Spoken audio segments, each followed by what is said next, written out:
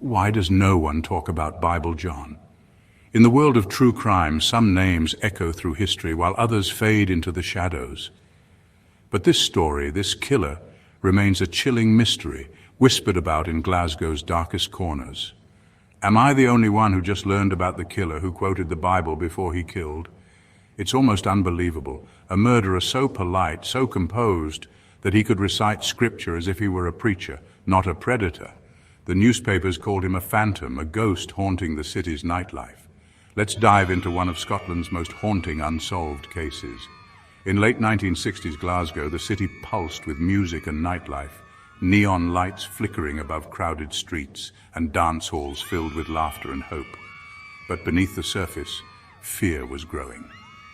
The Barrowland Ballroom was the place to be, a beacon for young people seeking fun and romance.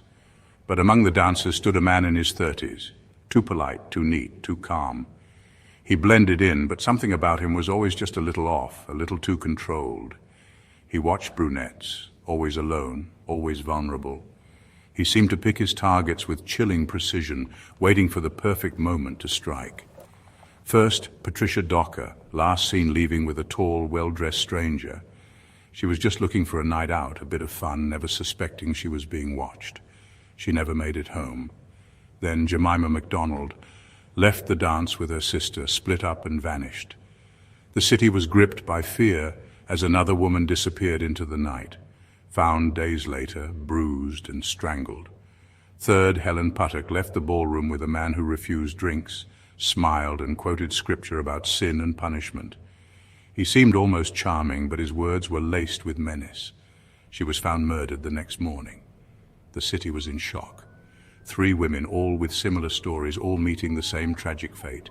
Each time the killer was described as religious, polite, angry at immorality. He seemed to believe he was on some twisted mission, punishing those he saw as sinners. He quoted the Bible before vanishing into the night. Police called him Bible John. The name stuck, but the man himself remained a mystery, always one step ahead. They made sketches, chased leads, nothing. He melted back into the crowd. The investigation grew desperate, but every clue led to a dead end. Was he a zealot or just pure evil? Was he driven by faith or by something darker, something no one could understand? Did he kill only 3 or more?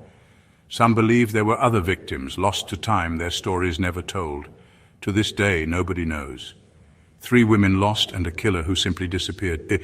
The city still remembers, even if the world has forgotten. If you want more true crime mysteries, subscribe and join us as we search for answers in the darkness.